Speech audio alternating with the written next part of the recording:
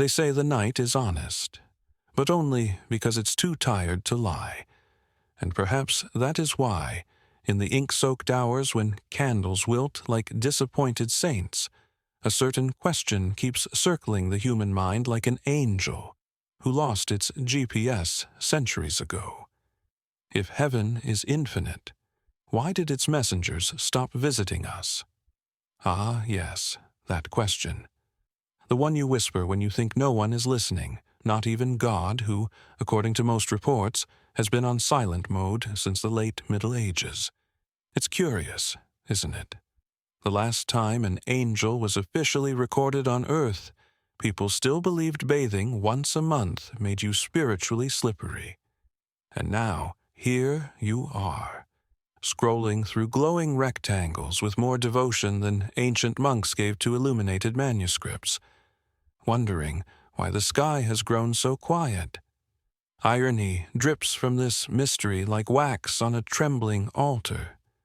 Humans pray louder than ever, build churches the size of shopping malls, and produce enough spiritual self-help to wallpaper the entire Vatican. Yet angels, those feathered bureaucrats of the divine realm, have not punched the Earth visit time card in generations. Maybe they're on strike. Maybe heaven outsourced. Or maybe, just maybe, they got tired. Tired of our spiritual improvisations. Tired of our ambitious misunderstandings. Tired of the dramatic way humans ask for one miracle in the morning and complain about it by lunchtime. You can imagine them, great celestial beings, glowing with the residue of divine intention, hovering above humanity like overworked celestial nurses whispering, "Oh, no, not again." And tonight, in this dim, fragrant corner of the Internet, where the algorithm is just as omnipresent as any ancient deity, you will hear the forbidden story. The one the monasteries buried under dust. The one the theologians refused to footnote. The one the angels themselves sealed with a collective sigh. The story of why they stopped visiting humans, why heaven went on what can only be described as a spiritual sabbatical, why the celestial inbox is full of unread prayers, marked seen, but clearly not answered. But before we descend deeper into this candlelit corridor of existential irony, before you give yourself fully to the darkness of this tale, letting it wrap around you like an old monk's robe that still smells of incense and regret, there is one small ritual you must perform, a sacred gesture, simple yet strangely powerful in our era of glowing screens. Like this video and subscribe. Do it not out of obligation, no. Do it only if you feel that faint pull, like the tug of a distant choir or the nudge of a mildly concerned guardian angel who hasn't checked in on you since childhood. Do it if you want the algorithm's light, or perhaps even God's own spark, to shine a little brighter on your wandering path tonight. You'll know. You always do. And now, let the night open its dusty wings. Let the first whispers rise, for this is the story the heavens tried to forget, and the earth refused to stop dreaming about. The story, like all things sacred and mildly ridiculous, begins in a place that smelled permanently of cold stone, warm candles, and the faint disappointment of prayers that never fully reached their destination. A monastery, if one could call it that, sat on a lonely hill, crouched like an old animal waiting for revelation or retirement, whichever came first. It was built long before building codes, and you could tell every corridor bent slightly, as if burdened by centuries of whispered secrets, and every door creaked like a monk complaining about morning prayer. Dust danced in the air with the grace of ancient spirits avoiding responsibility. Scrolls lay tucked away in wooden cubbies, their parchment tired, their ink half-faded, as though exhausted from centuries of trying to explain the divine, to people who preferred easier answers. And there, in that holy half-silence, lived the protagonist of our tale, a man too faithful to be a skeptic, and too skeptical to be entirely faithful. His name was Brother Aurelius, though no one remembered if that was the name he arrived with, or one the monastery gave him out of administrative necessity. Every morning, Aurelius awoke before dawn, not out of devotion, but because the monastery bells had the subtlety of a divine slap. Their echo rolled through the stone halls like thunder searching for meaning, forcing every reluctant soul to rise and pretend holiness came naturally. He would shuffle out of his cell, his robe soft with age and smelling faintly of incense and frustration. He moved with slow steps, each one guided by the kind of discipline that comes from practice, not conviction. His sandals whispered against the stone, as though apologizing for disturbing the silence that the night had carefully arranged. He prayed, of course. All monks pray. But Aurelius prayed the way people stir soup, automatically, without checking if it needs salt. His lips repeated chants that had circled the monastery for centuries, yet his mind wandered like a pilgrim without a map. Sometimes he wondered if the saints ever got tired of hearing the same requests phrased slightly differently. Sometimes he imagined them grading prayers like tired school teachers. Ah, yes, another request for guidance. How original. Look at this one. Asks for a miracle but forgot to mention gratitude. 0 points. Aurelius never voiced these thoughts. The walls had ears, and worse, those ears belonged to monks who interpreted humor as the devil's attempt at a personality. The monastery around him was alive in its own peculiar way. The wind hummed through the cracks in the walls like a forgotten choir warming up. The candles flickered as if gossiping about the living. Even the staircases groaned underfoot like old prophets complaining about modern sins. Outside, the world was equally devout and equally confused.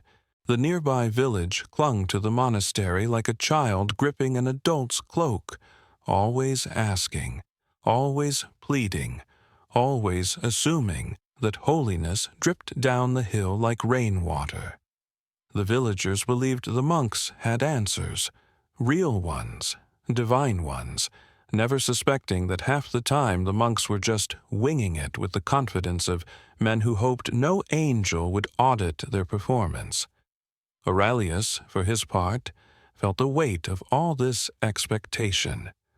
A soft, persistent pressure on the chest, like a subtle reminder that he was supposed to be wise, serene, spiritually luminous.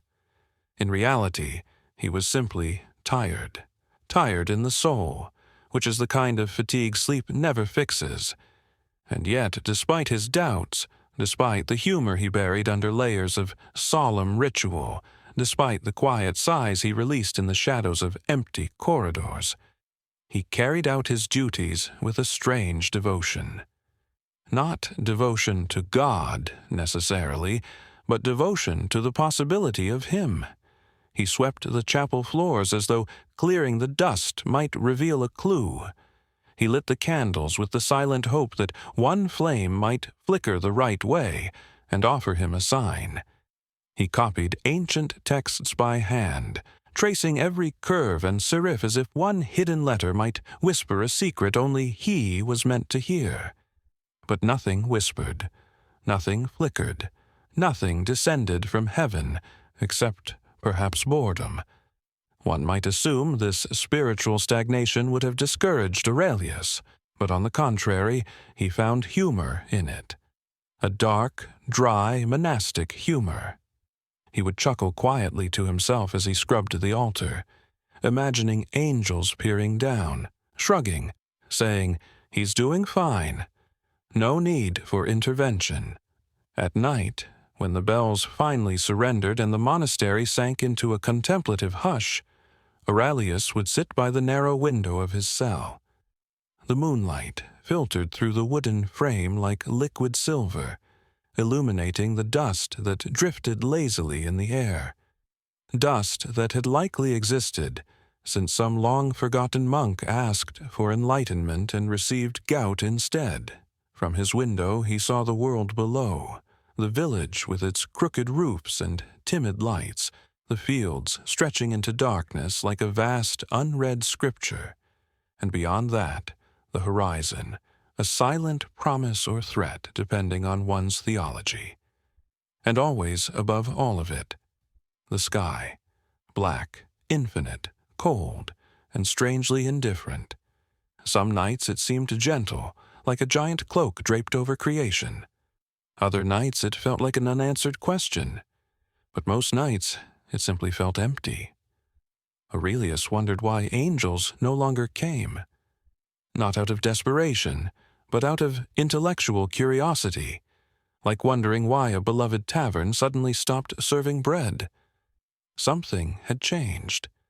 Something he couldn't name, but he felt it, in the silence, in the rituals, in the hearts of the monks who pretended certainty but quietly trembled with doubt, in the villagers who prayed louder each year, as if volume could compensate for absence. Aurelius sensed that the world had once been different, more visited, more haunted, more luminous. Something in him longed to understand that loss, longed in a way that was almost embarrassing for a monk. And so he lived there, between duty and doubt, between ritual and irony, between the soft glow of candles and the stubborn darkness of unasked questions. A man suspended between heaven's silence and humanity's noise. A man who still believed, not fully, but enough. Because belief, he thought, was less like a flame and more like embers, quiet, hidden, smoldering under ash. And somewhere in those embers, waiting to spark or die, was the truth he feared and desired in equal measure: why angels had abandoned the earth. He did not know it yet, but the answer was already approaching him, slowly, silently, almost amused, as if the heavens had finally decided that Brother Aurelius was exactly foolish enough, curious enough, and tired enough to learn what no human had been told in centuries. Before the quiet fractures in his spirit began to spiderweb across the walls of his certainty, Brother Aurelius had a kind of faith that could only be described as politely committed. It was neither fervent enough to ignite miracles, nor weak enough to embarrass him at a communal prayer. It existed in that comfortable middle ground, where spiritual conviction behaves like an old family heirloom. You keep it because it has value, but you don't dare examine it too closely in case you discover cracks that were always there. To the other monks, Aurelius looked like a model of devotion. He bowed with solemn gravitas. He recited scripture as though it came pre-installed in his lungs. He walked through the cloisters with the elegant slowness of someone who pretended enlightenment was only a few steps behind him. Inside, however, his faith functioned less like a blazing fire and more like a lantern with questionable oil. It flickered, it murmured, it behaved, but it didn't quite shine the way the holy texts insisted it should. Aurelius had always believed in miracles, yes, but with the same practical skepticism with which he believed in seasonal discounts at the village market. It happens. Yes, of course it happens. Somewhere. To someone. Theoretically. He imagined angels not as majestic celestial beings, but as mildly stressed administrators, the kind who shuffle paperwork, approve divine requests, and occasionally misfile a miracle under agricultural anomalies. His prayers. Oh, his prayers were something to behold. Not in beauty, not in depth, but in their sheer admirable consistency. He prayed like someone punching a spiritual time card. Every day, same chants, same words, same posture. a ritual so steady that even the monastery cat, a creature of legendary indifference, timed its naps around his recitations. Sometimes Aurelius wondered whether his prayers rose to heaven at all, or if they simply hovered above his head like embarrassed moths waiting for someone else to go first. Still, his faith persisted, not because he understood it, God forbid, but because it was there. It had always been there, like moss on old stones or guilt on tired hearts. He thought of heaven the way one thinks of distant relatives, alive, present in theory, and best admired from afar to avoid disappointment. And if he ever felt a spiritual unease, a faint tremor, a small internal question, Aurelius was a master at smoothing it over with mild humor, a humor so gentle, so dry, so monastic, that even God, had he been listening, might have smirked. For example, whenever he heard stories of divine intervention, Aurelius would nod with serene devotion while inwardly thinking, "Interesting. The Almighty intervened in the baker's life, but not in the entire famine. Well, priorities." Or when the abbot insisted angels still visited humanity in dreams, Aurelius always thought, "Of course they do.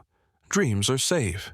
No witnesses, no accountability, very convenient for celestial public relations." But this humor was never bitter, never rebellious, never even loud. It was the quiet irony of a man who loved the idea of heaven, and suspected heaven found that idea rather amusing. In truth, Aurelius's faith had always been held together by three fragile threads. 1. Habit, the familiar rhythm of prayers, bells, incense. 2. Hope, the soft, almost shy belief that maybe something holy noticed him. 3. Humor, the only thing that made the silence bearable. To Aurelius, faith was not a roaring lion but a patient donkey, stubborn and slow, carrying the burden of his questions without complaint. He loved the rituals, even if he didn't always believe in their results. He loved the scriptures, even when their metaphors tangled in his mind like vines.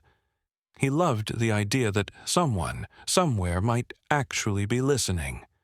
Because if no one was listening, well, then all of this, the candles, the chants, the endless copying of holy texts, was simply an elaborate performance for an empty audience.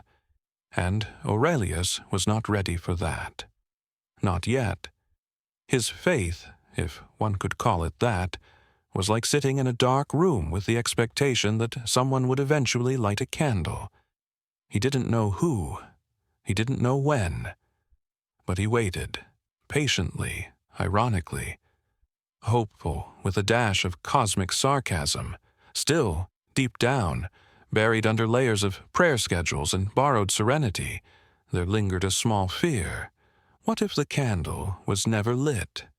What if the darkness was not a test, but the whole show? What if silence was not a pause, but the final answer? Aurelius never dared to voice these thoughts, not because he feared divine punishment, but because he feared the judgment of the other monks, experts in the Olympic sport of pretending certainty. But the universe, in its classic sense of humor, listens closest to the questions we whisper least.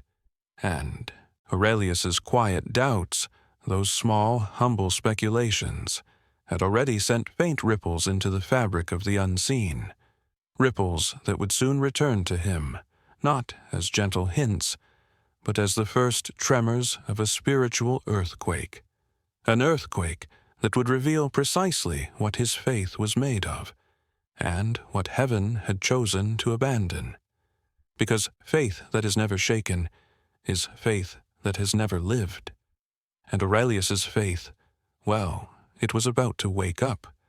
Doubt does not arrive like thunder.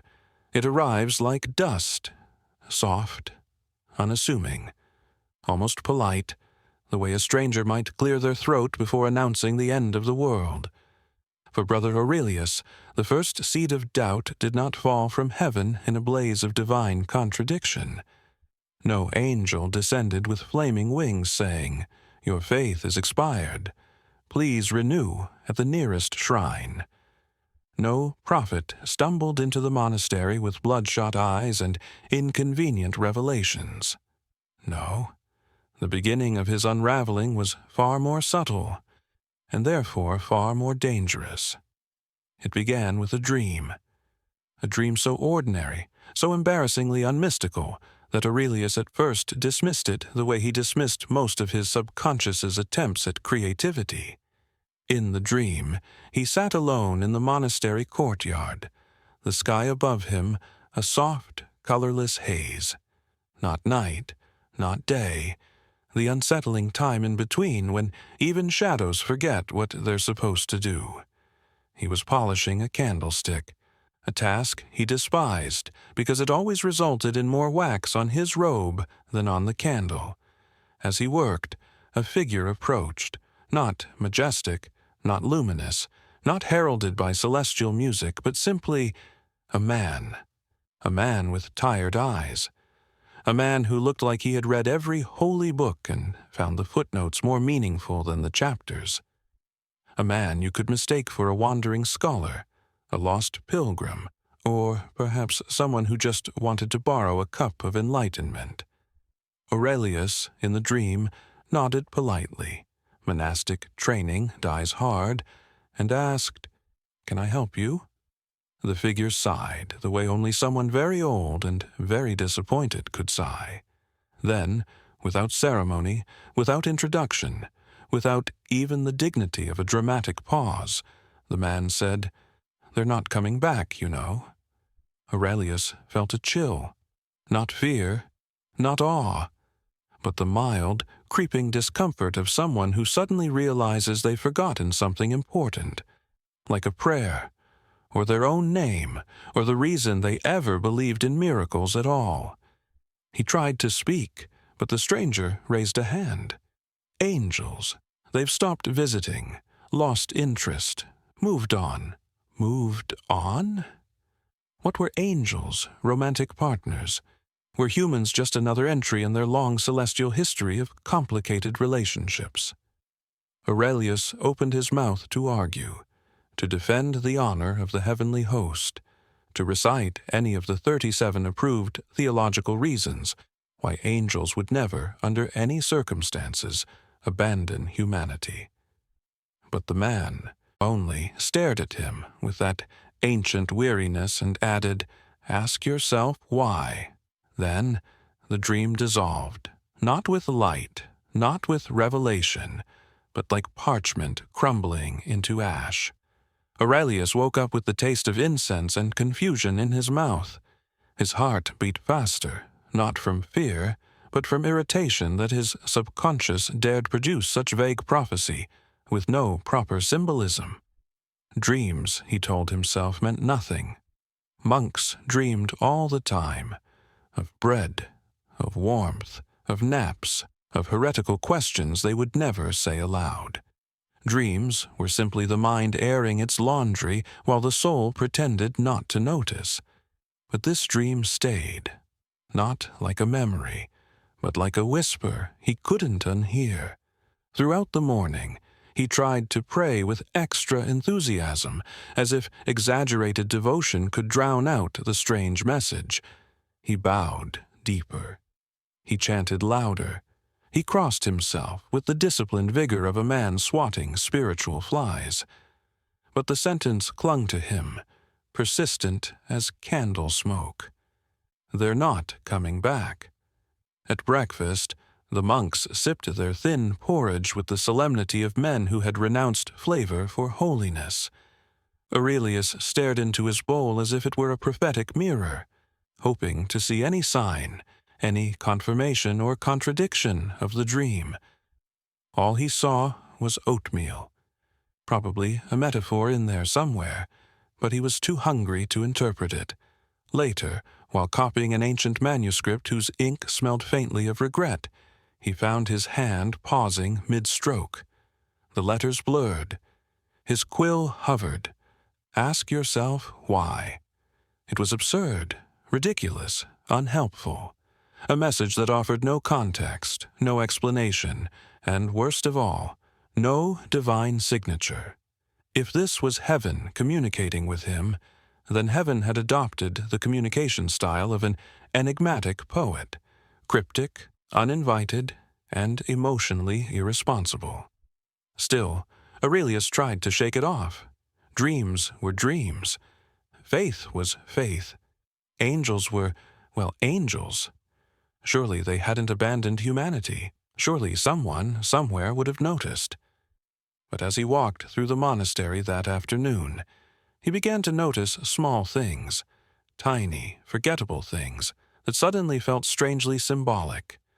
A candle that refused to stay lit despite no wind. A page in a sacred text that curled inward, like it wanted to hide its words. A statue of a saint leaning just slightly forward, as if trying to eavesdrop on human doubts. And then there was the pigeon. Aurelius found it perched on the chapel window, staring at him with one eye. Now, pigeons had roosted there for years, oblivious to monastic authority. But this one felt judgmental. Its gaze seemed to say, "You know, they haven't been here in centuries, right? We birds keep track." Aurelius shooed it away with more force than necessary. Ridiculous bird, ridiculous dream, ridiculous mind, daring to wander into forbidden territory. But the seed had been planted, and seeds, especially the inconvenient ones, do not ask permission before they grow. That night, when the candles dimmed and the world softened into its nightly solitude, Aurelius lay awake, staring at the stone ceiling. He tried to pray, but the prayers felt thin, stretched, like garments worn too many times. He tried to reassure himself, but reassurance is fragile in the dark. He tried to reason, but reason is a slippery creature at midnight. And so he whispered, almost involuntarily, almost apologetically, why would they stop coming? The question hovered. It lingered. It settled beside him like a cold presence, and somewhere, deep within him, something shifted, something small, something quiet, something dangerous. Not loss, not yet, but curiosity. The kind of curiosity that ruins saints, the kind of curiosity that rewrites destinies, the kind of curiosity that makes heaven look away uncomfortably, because once a human begins to wonder why the divine is silent, the divine can no longer hide behind mystery without consequence. And Brother Aurelius, without knowing it, had just stepped into the first shadow of a very long night. Denial, when performed by a monk, is a truly exquisite art form. Most people deny things with sloppy panic, sweaty foreheads, trembling lips, the occasional dramatic gasp. But monks do it with elegance, with ceremony, with centuries of spiritual theater backing them up. And Brother Aurelius, awakened by the inconvenient whisper of that dream, "They're not coming back," reacted precisely as any self-respecting monk with a fragile ego and a deeply vested interest in cosmic order would. He pretended nothing had happened. Oh, he excelled at it. He woke the next morning with the forced cheerfulness of a man determined to smother metaphysical dread beneath layers of ritual and incense.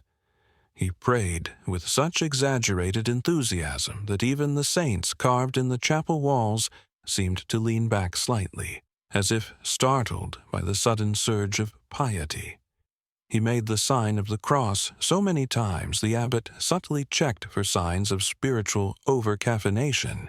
He even added extra flourishes to his chants, micro-pauses, dramatic breaths, elongated vowels, the kind of theatrical devotion usually reserved for monks hoping to be promoted to librarian, because nothing says, "I absolutely do not have doubts," like trying very, very hard to look like you don't have doubts.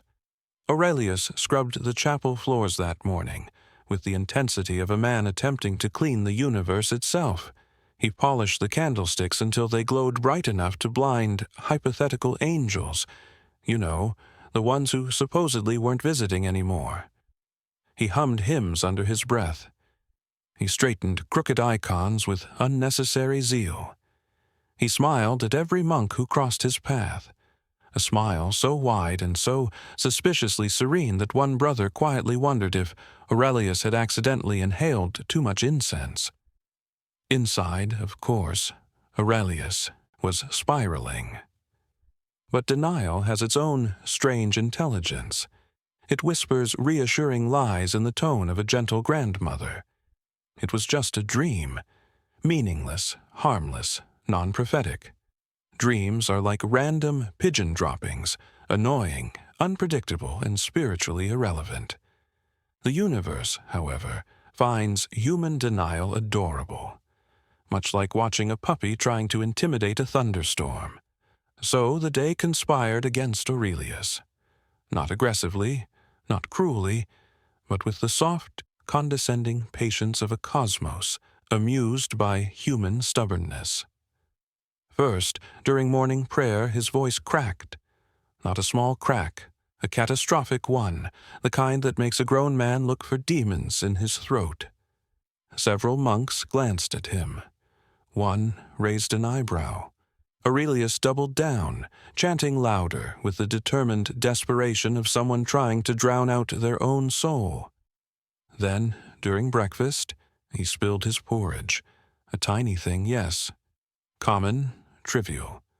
But the splash formed a perfect, unmistakable shape. A wing. Not a good wing. Not an anatomically accurate wing. More like a child's drawing of an angel wing. Clumsy, crooked, uneven. Precisely the sort of sloppy symbolism heaven might produce if it were trying to send a message while half asleep. Aurelius stared at it. The monks stared at him, staring at it. He calmly wiped it away with a napkin, nodding to himself. No symbolism, he whispered. No prophecy, just breakfast. But the universe wasn't done.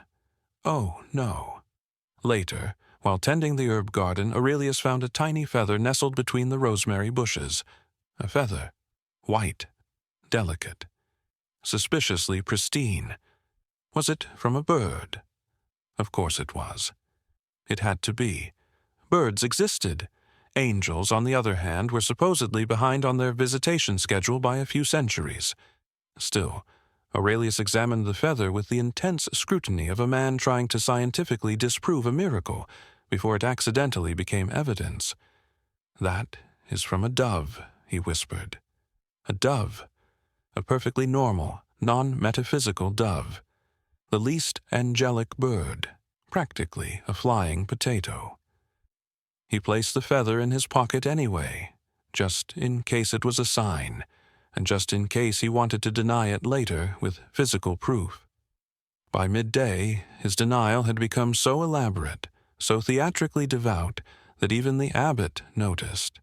"Brother Aurelius," the abbot said, touching his shoulder gently, "you are praying very loudly today." Aurelius froze. Was it obvious? Was he being dramatic? Were the angels watching him embarrass himself? "I am simply enthusiastic," Aurelius replied, his voice high and brittle. "Faith is invigorating." The abbot stared at him for a long moment as if searching for heresy or hidden existential crises. Finding neither, he nodded and left. But his expression clearly said, "That man is absolutely hiding something." And he was. Oh, he was. Because beneath all the rituals and cheerfulness and violent optimism, Aurelius felt something he had not felt in years. Fear. Not fear of damnation, not fear of punishment, but fear of truth. Fear that the dream had meant something. Fear that the message had been real. Fear that the silence of heaven was not absence, but decision. But Aurelius would not, could not allow that thought to take root. Not yet. So he prayed harder. He bowed lower. He chanted until his throat felt like old parchment. He smiled until his cheeks ached. Because if he smiled hard enough, prayed long enough, obeyed thoroughly enough, maybe the universe would forget he had ever doubted. Maybe heaven would overlook his inconvenient curiosity. Maybe God would think, "Ah, yes, he still believes. Poor thing, let's leave him be." Because humans, when terrified of the truth, often choose brilliance, bright gestures, bright rituals, bright denial, as if shining enough light can hide the growing shadow inside. And that shadow, for Aurelius, had just begun to stir. If denial was Aurelius's morning companion, ambiguity became his afternoon torment. Because the universe, in its eternal commitment to dramatic irony, didn't send him clarity, comfort, or a straightforward celestial memo. No, it sent him signs. Not helpful signs, not wholesome signs. Not even the kind of signs that could be interpreted with generous imagination and a strong cup of faith. No, the signs that came to Aurelius that day belonged to a category theologians politely avoid: possible divine communication, or possibly indigestion. It began with the toast, an innocent slice of bread that the kitchen monk had burnt to a crisp, as he usually did, because holiness and culinary skill rarely coexist. Aurelius sat at the long wooden table, staring at his blackened breakfast. He sighed. He lifted the toast. He studied the charred surface, and immediately froze. There, in the uneven pattern of burnt crumbs, was a face. A face. Was it a saint, a prophet, the Virgin, a long-lost angel? Or, given the asymmetrical nose and strangely judgmental eyebrow, was it simply the baker who'd slept poorly that night? Aurelius squinted, tilted his head, turned the toast sideways. It still looked like a face, a disappointed one, the kind that said, "You forgot your faith somewhere, didn't you?" Immediately, Aurelius placed the toast face down and whispered, "No, absolutely not. Breakfast is not an oracle." But the seed of unease sprouted another inch. Later, in the courtyard, as he swept the mosaic tiles with the dutiful despair of a man who knew dust would return in 5 minutes, Aurelius noticed something unusual. A small pebble, smooth, pale, unremarkable, rolled across the ground. Not blown by wind, not kicked by foot, but rolling by itself with suspicious purpose. It made a gentle curve around a fallen leaf, passed directly in front of him, and then stopped. Dead still. Aurelius stared. The pebble stared back. Or it would have, if pebbles had the decency to grow eyes during metaphysical encounters. He whispered, "No." Because if there was one thing Aurelius refused to accept that day, it was the possibility that the universe was sending him symbolic gravel. He nudged the pebble with his foot. It didn't move. He nudged again. Still nothing. "Fine," he muttered. "Be mysterious." But inside the dread thickened, slowly, softly, like fog weaving itself between the ribs. As the afternoon dragged itself lazily across the sky, Aurelius attempted to busy himself with tasks that normally delivered comfort. Organizing scrolls by theological severity, feeding the monastery's chronically ungrateful cat, and polishing the old brass lanterns that hung from the cloister ceiling. The lanterns had a way of reflecting the world imperfectly, bending shapes and faces into dreamlike distortions. Sometimes Aurelius found this soothing, a reminder that perception itself was a trickster. But not today. While he polished a lantern near the chapel door, he caught a glimpse, just for a second, of a humanoid silhouette behind him in the warped reflection. Tall, shadowed, winged, he spun around. Nothing, just empty space and a broom. Aurelius glared at the broom, just in case it was pretending. He turned back to the lantern. The reflection showed only himself. Small, tired, overworked, like a monk playing hide-and-seek with his own sanity. "Excellent," he muttered. "Now the metallic surfaces are hallucinating." He placed the lantern down with exaggerated care, as though afraid it might start speaking. But the day wasn't done with him.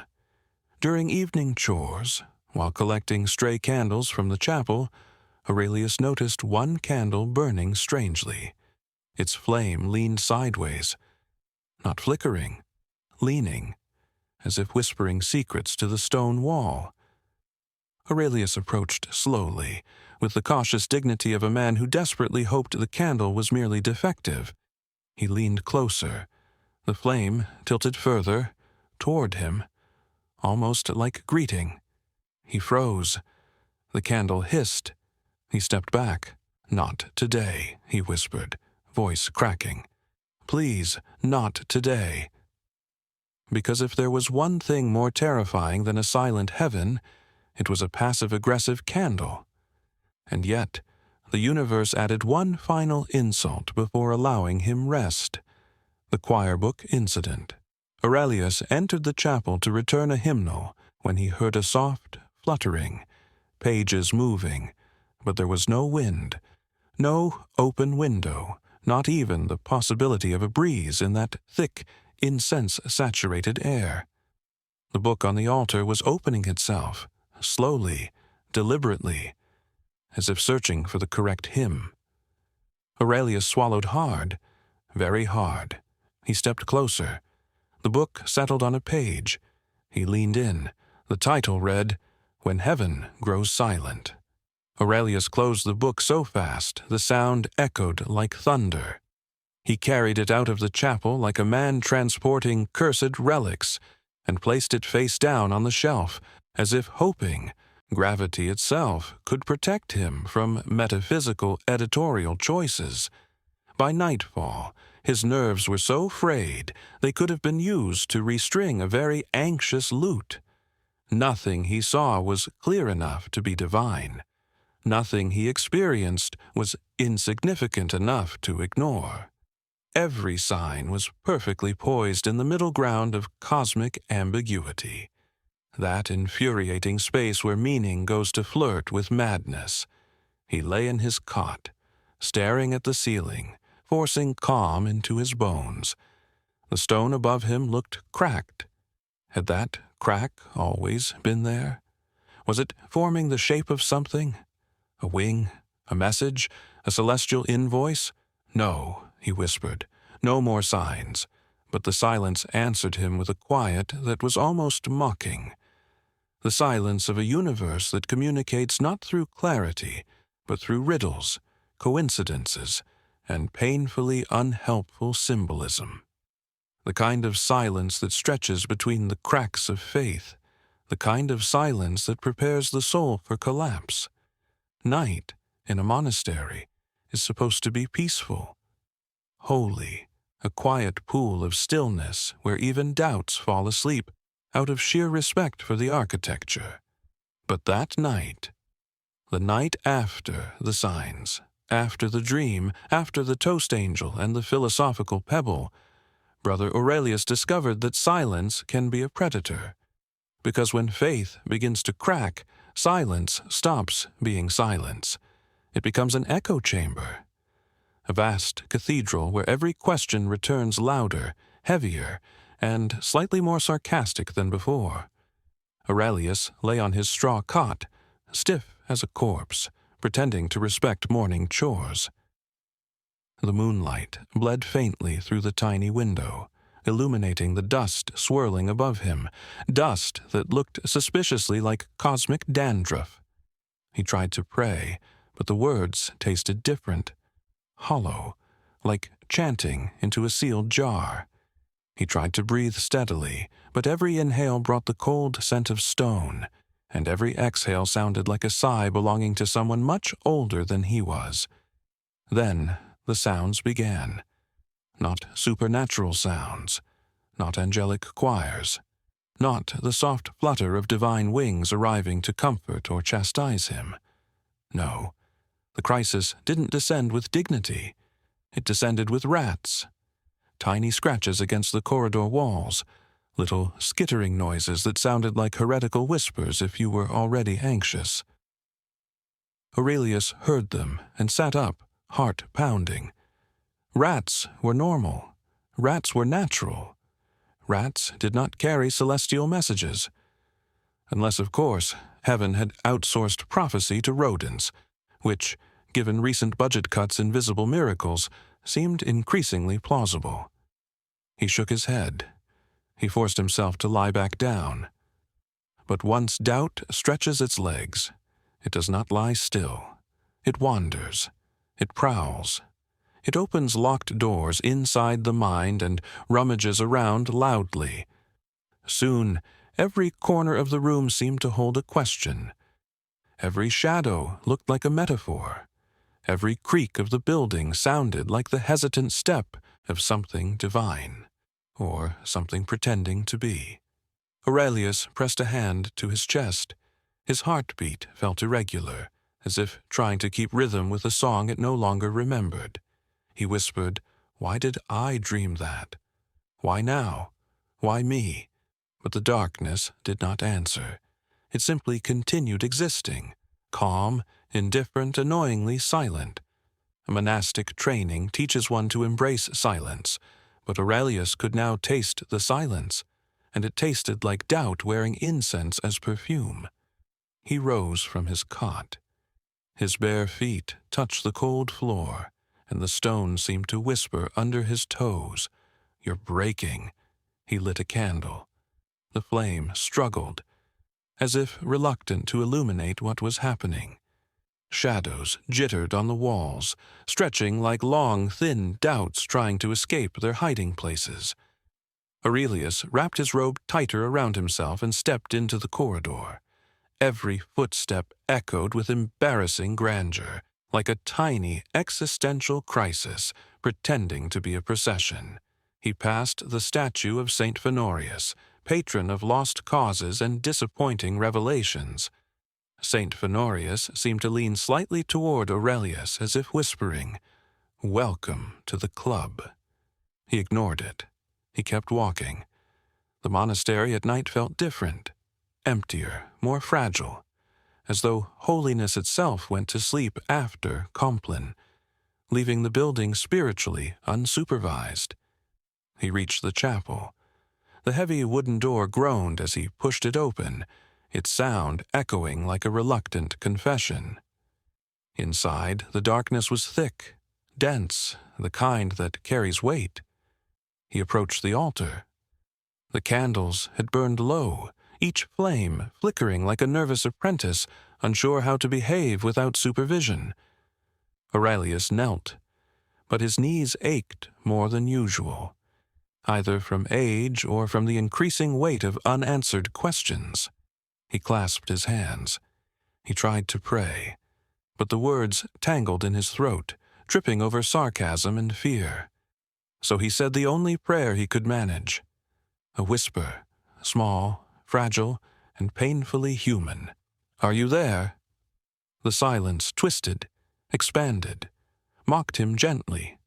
His chest tightened, not with fear, with recognition, because for the first time Aurelius truly felt the absence, not the polite, distant absence he'd grown accustomed to, but a heavy absence, a cold absence, a vast, cathedral-sized emptiness where the divine should have been, and wasn't.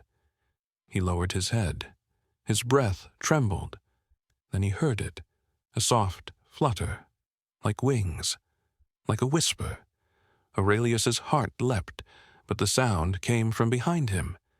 He turned slowly, very slowly, like a man checking if his nightmares had finally developed spatial awareness. And there, perched on the back pew, was the monastery dove, half asleep, half bored, pecking at something that definitely wasn't holy. Aurelius closed his eyes. Of course, Of course, his moment of crisis would be interrupted by a bird that contributed nothing to monastic life except droppings and metaphysical confusion. He exhaled sharply, half laughter, half despair. The laugh echoed strangely in the chapel, as though bouncing off the ribs of God. He stood, slowly, unsteadily. "I'm losing my mind," he whispered. "I can feel it." But the truth was far worse. He wasn't losing his mind. He was losing something much more difficult to replace. His certainty, his quiet, habitual belief.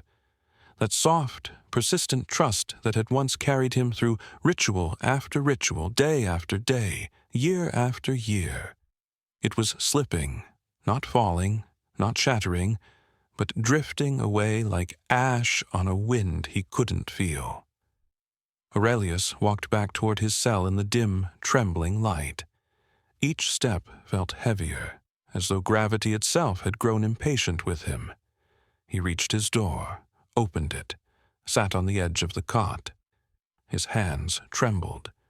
Not from fear, from realization. For the first time in his life, Aurelius understood the terrible, intimate truth that haunts every believer. You can lose faith quietly, silently, almost politely. And once it begins to fade, no amount of chanting or bowing or denial can force it back. His crisis had begun. Not with fire, not with blasphemy, but with soft cracks spreading through the pillars of his soul. And he knew, deep in that trembling, uncertain place where faith and fear intertwine, that something was coming, something vast, something inevitable. The silence was preparing him, breaking him, reshaping him. The descent had begun. Some crises arrive loudly, with visions, thunder, apparitions, or the dramatic entrance of an angel who refuses to use doors. Brother Aurelius's crisis, however, arrived the way holy things often do, quietly, ruthlessly, as if the divine had finally decided that subtlety was overrated. It began at dawn, that pale, trembling hour when light hesitates on the horizon, as if uncertain whether humanity deserves illumination today. Aurelius had not slept. His eyes felt like two cracked reliquaries, holding the relics of a faith that no longer fit properly inside him. He rose mechanically, like a statue animated by an exhausted god. His robe clung to him in wrinkles that resembled ancient theological disagreements. He walked toward the chapel. Each step echoed in the corridor with the solemn weight of a verdict. Today felt different. He didn't know why. He only knew that something was waiting. Not an answer. No, heaven had made its stance on answers abundantly clear. What waited was something more dangerous than truth, clarity. And clarity, as every spiritual seeker eventually learns, is rarely gentle. Aurelius entered the chapel. Candles flickered. Shadows stretched with theatrical sympathy. The air smelled of incense and unresolved spiritual tension. He knelt. The stone floor pressed its cold reality into his bones. He opened his mouth to pray, but nothing came. No words, no chants, no borrowed faith, only silence. A silence so absolute it felt scripted. He closed his eyes, and in that moment, that fragile moment balanced between prayer and collapse, something happened. Something not entirely holy, not entirely human, not entirely sane. A flutter in the air, not wind, not wings, but something. Aurelius felt it brush past him like the touch of an idea trying to become real. His eyes snapped open. The chapel was the same, unmoved, uninterested. Yet the air had changed. It felt charged, dense, as if the room had inhaled but forgotten how to exhale. Then he heard it. A voice, soft, detached, almost bureaucratic, not from above, not from behind, but from somewhere impossible, somewhere between thought and sound. Why do you keep calling?" Aurelius froze. He did not breathe.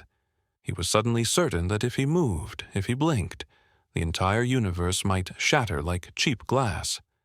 The voice spoke again, calm, exhausted, and undeniably celestial. "We stopped coming for a reason." Aurelius's heart didn't just skip a beat. It quit the monastery entirely and sought employment elsewhere. He whispered, voice trembling like a candle in a storm. Who are you?" The air shifted. The shadows thickened. The candles bowed slightly as though greeting a superior, someone who used to visit often. Aurelius felt his skin tighten. His breath stuttered. "An angel," he said. Not a question, a recognition, a desperate one. Silence. The kind of silence that meant yes. Aurelius attempted to think holy thoughts, but his mind produced only a frantic collage of theological footnotes and existential panic. He whispered, "Why did you stop coming?" A sigh filled the chapel, not a human sigh, but a cosmic one, like the exhale of a being who had seen too much, carried too much, waited too long. Because humans stopped listening. Aurelius swallowed, hard. "We listen," he insisted. "We pray. We seek. We—" The voice interrupted, quiet but sharp. "You ask. Asking is not listening." Aurelius felt the words strike him. Clean, precise, painful. But we believe," he whispered. The voice hummed, a low sound like wings rustling through centuries of dust. "You believe in being answered. Not in listening. Not in silence. Not in mystery. Humans want miracles the way children want sweets." Aurelius felt his throat tighten. He bowed his head. His hands trembled. "But we're trying." Another sigh, this one softer, almost compassionate. Trying is not hearing. You pray, but you do not perceive. You chant, but you do not receive. You seek miracles, but you ignore the mundane. Aurelius clenched his robe. His voice cracked. "Why tell me this?" A pause. Heavy, deliberate. A pause that felt like God holding his breath. "Because you asked the right question." Aurelius dared to lift his head, and in that moment the air shimmered. Not light, not form, just presence. A presence that squeezed his heart and softened his bones and unraveled his certainty all at once. He whispered, voice trembling like a confession too large for the world. "What question?" The presence expanded, gentle, enormous, unmistakably divine. "You asked why. Not what do I want, or fix this, or send a sign, or prove yourself, but simply why." Aurelius's breath hitched. He felt his soul tilt as if the universe had taken him by the shoulders and turned him toward the truth. The presence continued, tones thinning into exhaustion, and I came. Just once. To tell you the truth, no one wants. Aurelius leaned forward, every nerve aflame. What truth? The candles flickered. The shadows quivered. The air whispered one sentence, one heavy, impossible sentence, and the world tilted under him. "We stopped coming because you no longer need us." Aurelius felt something collapse inside him. Not faith, not exactly, more like the scaffolding around it. The presence, fading now, added one last fragment. "But you still want us, and that is your tragedy." Then, just as quietly as it had arrived, the presence vanished. No light, no wings, no proof, only absence. A vast, terrible absence. Aurelius fell forward, hands hitting the cold stone, his breath shaking, his heart thundering. He wept. Not loudly, not desperately, but with the soft, aching sobs of a soul that had been given truth instead of comfort. He pressed his forehead to the floor. The stone felt warmer than heaven. And that was the moment he broke, not into pieces, but into clarity, a clarity so heavy, so ironic, so cruelly sacred that it reshaped him. And somewhere in the vast, silent heavens, a single angel, tired, ancient, compassionate, closed its wings and whispered, he heard. Silence, real silence, the kind that follows revelation, collapse, or heartbreak, is not empty. It has texture, depth, weight. It settles into a room the same way ash settles after a fire. Slowly, softly, with the quiet authority of something that knows it cannot be swept away. Brother Aurelius felt that silence long before he rose from the chapel floor. It clung to him like dust clings to an old book, coating every breath he tried to take. His limbs felt wooden, his heart felt strange, too slow, too loud, too present, and the world around him. Oh, the world had changed, not visibly, not dramatically, but in the subtle, devastating way a room feels different after someone leaves it forever. He pushed himself upright, each movement betraying the new heaviness inside him. The chapel looked the same, candles trembling, shadows breathing lazily against the stone walls, but it felt rearranged, as if the air itself had shifted allegiance. The presence that had spoken, angelic or delusional, divine or imagined, was gone. Completely gone. Not even the faintest residue of holiness remained. Aurelius half expected to see scorch marks on the altar, feathers on the pews, cracks in the stone. But no, the divine leaves no evidence, only consequences. He walked out of the chapel like a ghost trained in monastic etiquette. His sandals whispered down the corridor. The morning light seeped through the narrow windows with its usual pallor, unaware that the universe had quietly reoriented itself around one man's broken certainty. Outside, the courtyard was washed in pale dawn.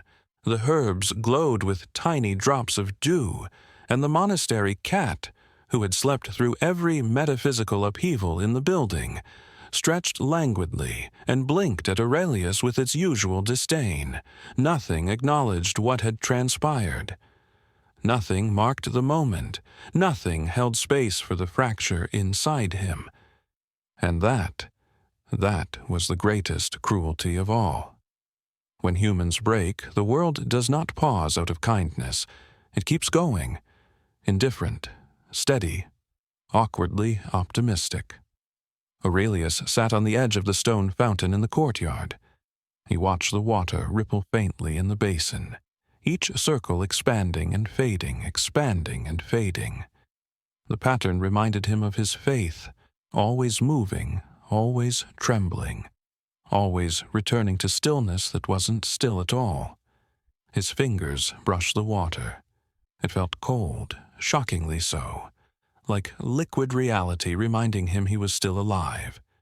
He whispered, voice hoarse, fragile, "Why me?" The question drifted over the courtyard, over the sleeping herbs, over the statues pretending not to eavesdrop. He wasn't expecting an answer. He wasn't sure he wanted one. Something inside him had cracked open, and the emptiness felt too vast to fill with anything, not hope, not prayer, not logic. He thought back to the voice, calm, cosmic, tired, saying, "You no longer need us." The statement rattled in his mind like a coin rolling in a bowl. It didn't make sense, and yet, in a twisted way, it did. Humans had grown louder in their faith, but quieter in their listening, more certain in their beliefs, but less willing to question them, more interested in miracles, and less appreciative of the ordinary holiness of existence. Was that what the voice meant? Was that why angels left? Because humans had replaced the divine with expectation? Because silence had become too difficult for mortals, conditioned to demand answers? Because prayer had become a performance rather than a conversation? Aurelius tried to reason through it, but every thread of thought wound itself into a knot, tight and impenetrable. He pressed his palms to his face. His breath shook. The quiet hurt. It wasn't peaceful. It wasn't spiritual.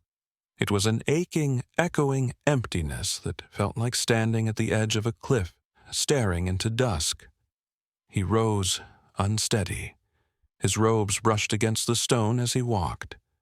The monastery was waking, distant voices, footsteps, the familiar rustle of fabric and devotion.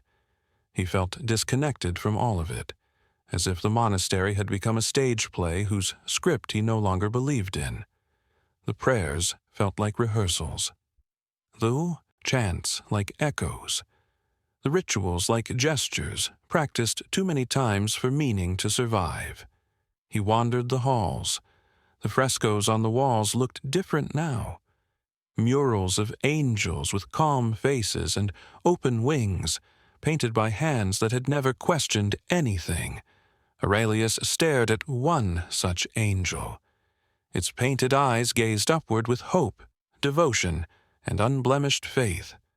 He felt a sting of resentment, a petty human emotion he immediately tried to suppress. The painting didn't know. It didn't feel. It didn't carry the weight of being told the divine had abandoned humanity out of practicality or disappointment or cosmic strategy. It didn't have to reconcile love with absence, expectation with silence. Aurelius turned away sharply. His chest felt tight again, as if reality had pressed its thumb against his sternum. He returned to his cell, closed the door, and let the dimness swallow him. He sat on the floor. Not on the cot, not on the stool. The floor, cool, stable, grounding.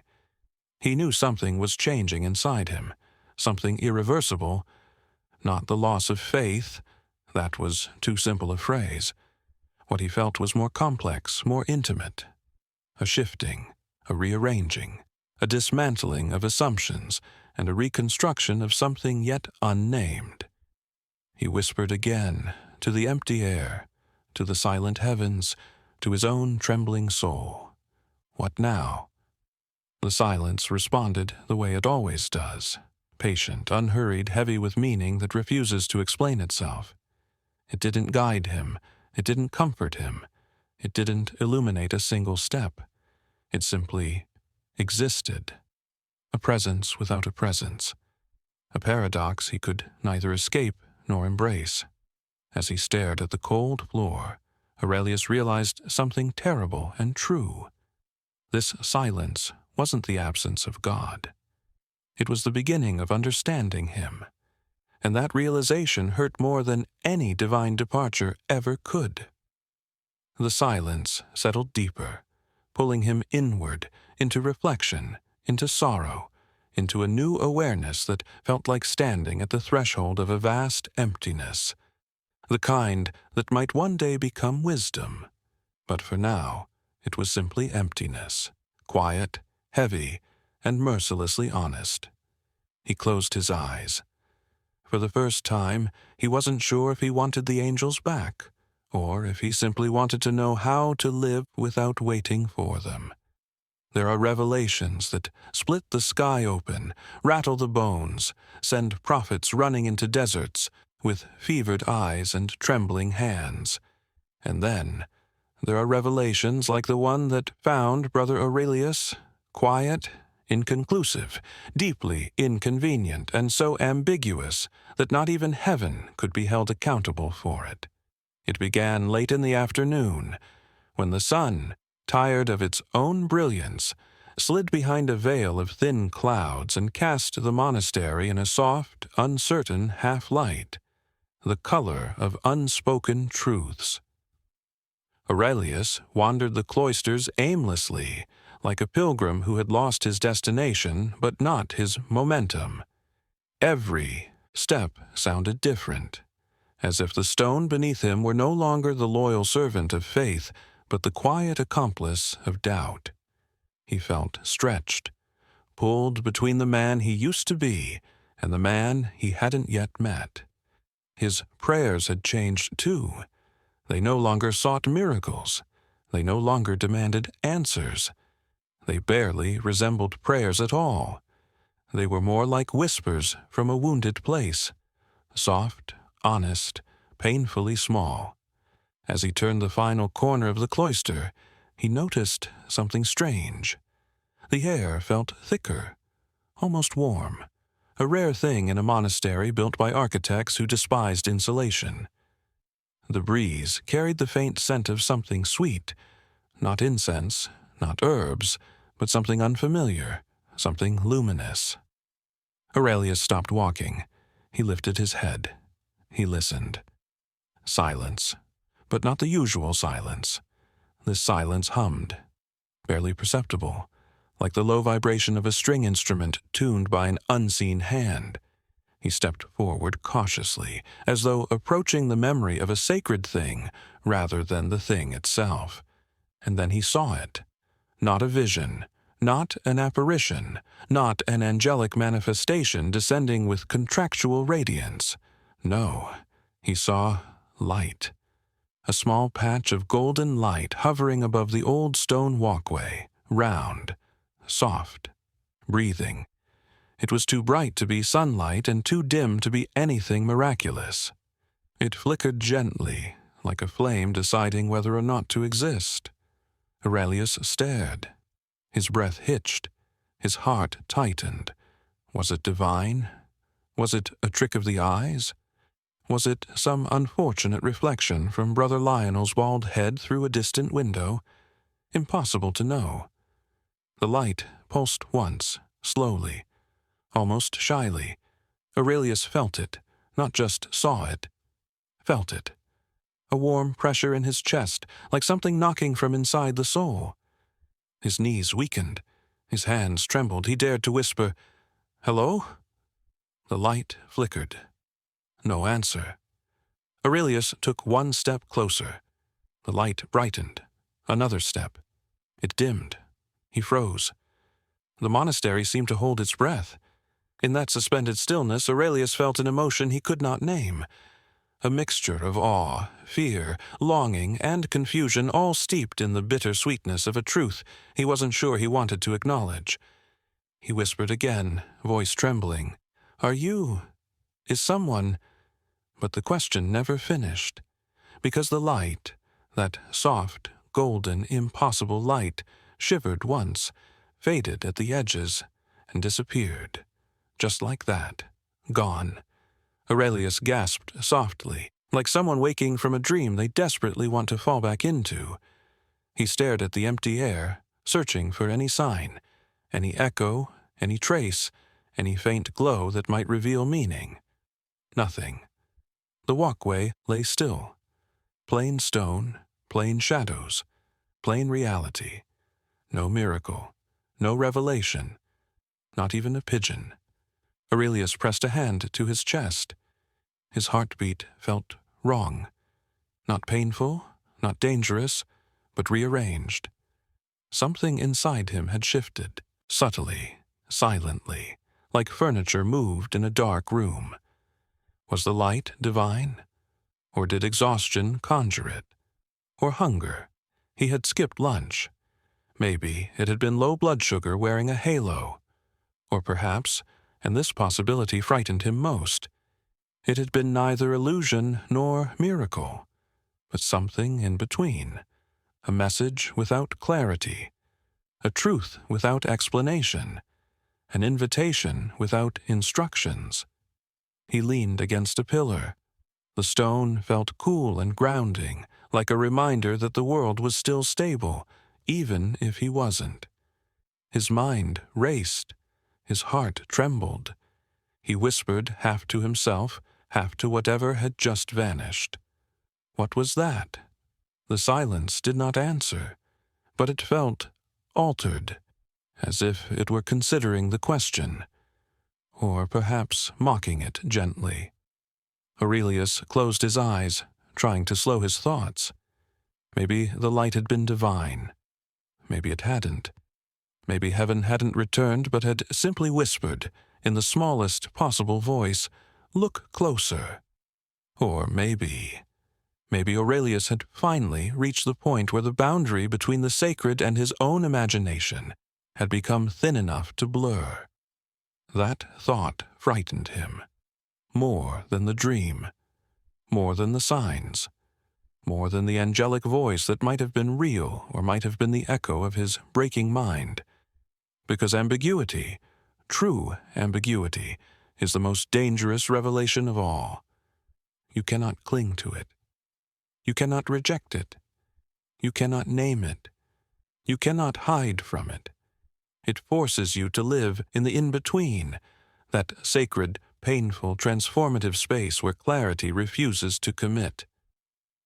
Aurelius breathed deeply, and the breath shook its way out of him like a confession too delicate to articulate. The sun broke through the clouds again, clear and bright this time, washing away the strange half-light of the encounter. The world returned to normal, ordinary, predictable, indifferent. But Aurelius had seen something, or thought he had, and once the mind glimpses the possibility of the divine, even accidentally, it cannot return to its previous dimensions. He touched the stone pillar again, as if expecting warmth or a pulse or any indication that reality had softened. Nothing. And yet, everything. He whispered one final question, not desperate, not pleading, just curious, wounded, alive. Was that you, or was that me? And the silence, eternal, amused, and mercilessly wise, whispered back in its own way, figure it out. Morning came softly, reluctantly, as though it too were uncertain about intruding on a man who had just stared directly into the trembling fabric between the sacred and the imagined. The monastery stirred with its usual rituals, bells ringing with unearned confidence, robes swishing down corridors, monks greeting the new day with the solemn enthusiasm of people pretending mornings are spiritual gifts and not cosmic inconveniences. But Brother Aurelius moved differently now. He walked through the familiar halls as though they were echoes of a place he once understood, a museum of his former certainty. He paused before the chapel door. The wood looked older than usual. Older, and slightly judgmental, as if asking whether he planned to pray or simply loiter in God's waiting room. He entered anyway. The air was still. The candles flickered with the indecision of small flames, wondering whether they should illuminate the truth or protect Aurelius from it. He knelt automatically, his body remembering a faith his spirit no longer recognized. His lips parted. No prayer emerged. What do you say to a God whose messengers have abandoned their visitation routes? What do you offer to heaven when you've seen how quiet it can become? What words exist for the space between miracle and hallucination? Aurelius closed his eyes. His mind returned to the golden light, to the voice that whispered impossible truths, to the silence that held him like a question too delicate to answer. Had he imagined it? Maybe, possibly, almost certainly. And yet, the warmth in his chest lingered, faint, unsteady, but undeniably there, like an ember refusing to be defined as dead or alive. He rose slowly, his knees protesting theology, gravity, and existence all at once.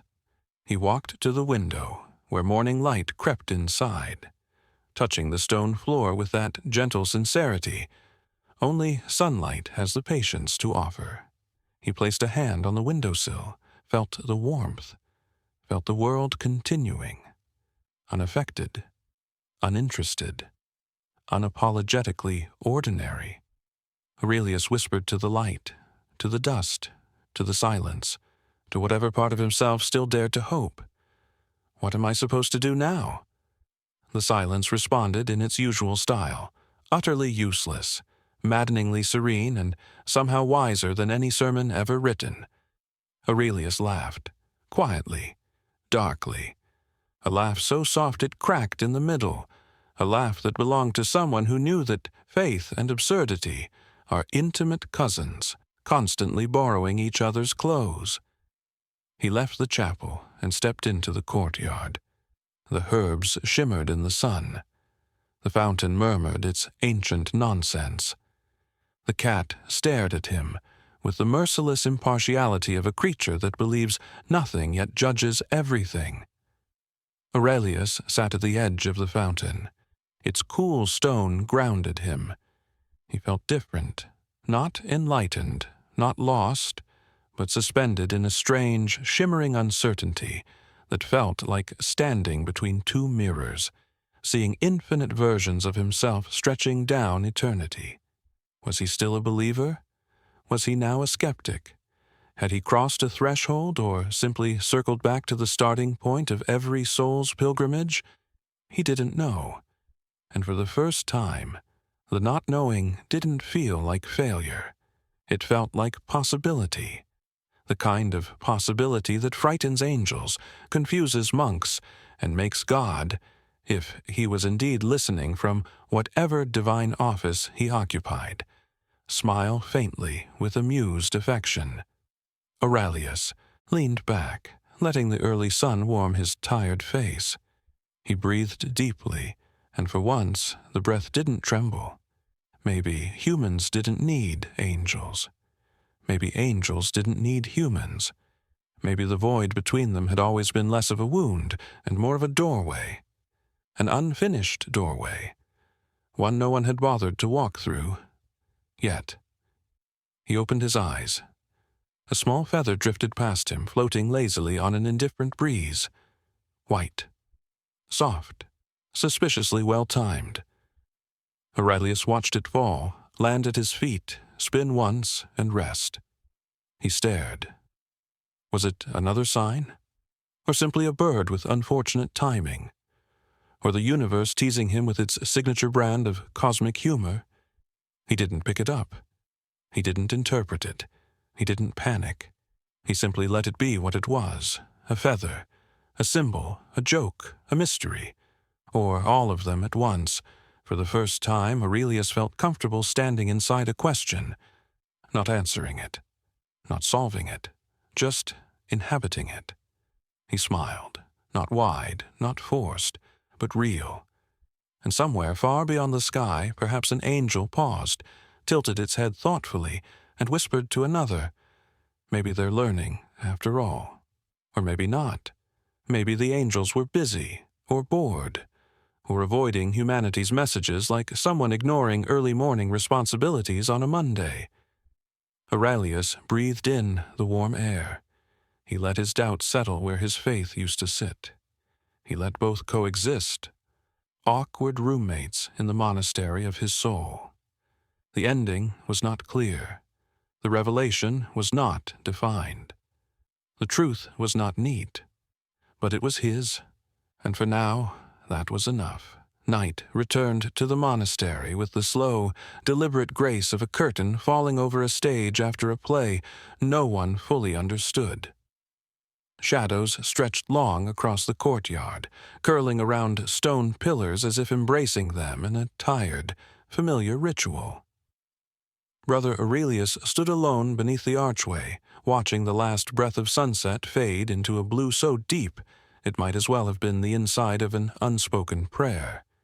He held no candle, no scripture, no expectation, only himself, his doubt, his fragile, flickering hope, and the strange, quiet clarity that had settled in his chest, not like fire, not like revelation, but like a room cleaned after years of forgetting it existed.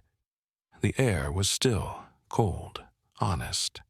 Somewhere in the distance a bell chimed once, a soft, metallic heartbeat echoing through empty corridors. Aurelius closed his eyes. Not to pray, not to listen for angels who no longer visited, but simply to rest. He felt the breeze move past him, light as the sigh of a tired saint. He imagined, for a brief, tender moment, that it carried the memory of wings. Not real wings, not divine wings, but the idea of wings. A reminder that humanity, Despite its confusion, its arrogance, its endless spiritual paperwork never truly walks alone, even when heaven is quiet. He exhaled slowly. The air left him like incense rising from a dying ember. In that fragile moment, he understood something small, yet immeasurably large. Perhaps the divine was never meant to be a presence that intrudes. Perhaps it was always the silence that remains after everything collapses. The silence that forces you to build meaning with your own trembling hands. Perhaps angels stopped visiting because they had given humanity something far more difficult and far more sacred than guidance. Freedom. Aurelius opened his eyes.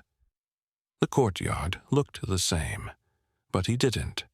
His faith was not restored, not in the old way, not with the blind certainty of someone clinging to ritual to avoid thinking.